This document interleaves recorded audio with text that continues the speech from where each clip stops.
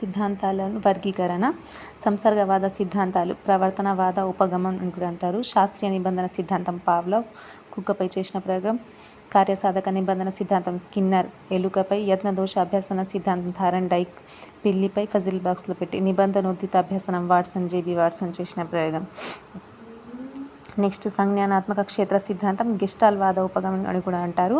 అంతర్దృష్టి అభ్యసన సిద్ధాంతం కోయిలర్ చింపాంజీపై చేసిన ప్రయోగం.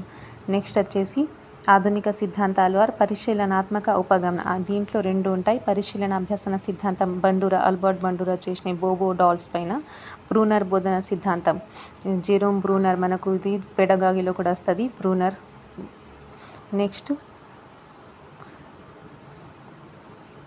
నిర్మాణాత్మక ఉపగమనం. నిర్మాణాత్మక ఉపగమనంలో సంజ్ఞానాత్మక వికాస సిద్ధాంతం పియాజే. వైగోట్స్కీ నిర్మాణాత్మక సిద్ధాంతం. వైగోట్స్కీ